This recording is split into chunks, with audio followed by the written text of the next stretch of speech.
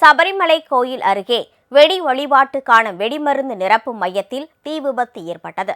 இந்த விபத்தில் 3 பேருக்கு பலத்த காயம் ஏற்பட்டுள்ளது. கேரளாவில் பிரசித்தி பெற்ற சபரிமலை ஐயப்பன் கோவிலில் மண்டல மகர விளக்கு பூஜை விழா நடைபெற்று வருகிறது. கொரோனா கட்டுப்பாடுகள் முழுவதும் தளர்த்தப்பட்ட பிறகு மண்டல பூஜை இந்த ஆண்டு வெகு விமர்சையாக நடைபெறுவதால் பக்தர்கள் கூட்டம் நாளுக்கு நாள் அதிகரித்து வருகிறது. இந்த நிலையில் சபரிமலையில் மாளிகைபுரம் என்ற இடத்தில் வெடி வழிபாட்டுக்கான வெடிமருந்து நிரப்பும் மையத்தில் நேற்று திடீரென தீ விபத்து ஏற்பட்டுள்ளது. இந்த விபத்தில் அங்கு பணியாற்றிய ராஜேஷ், அமல், ஜெயக்குமார் ஆகியோர் படுகாயம் அடைந்தனர். உடனே பாதுகாப்பு பணியில் இருந்த போலீசார் அவர்களை மீட்டு சன்னிதானத்தில் உள்ள மருத்துவமனையில் அனுமதித்தனர். அங்கு அவர்களுக்கு தீவிர சிகிச்சை அளிக்கப்பட்டு வருகிறது. காயமடைந்துள்ள 3 ஊழியர்களில் ஒருவருக்கு 60% தீக்காயமும் 2 பேருக்கு 40% தீக்காயமும் ஏற்பட்டுள்ளதாக மருத்துவமனை தரப்பில் தெரிவிக்கப்பட்டுள்ளது.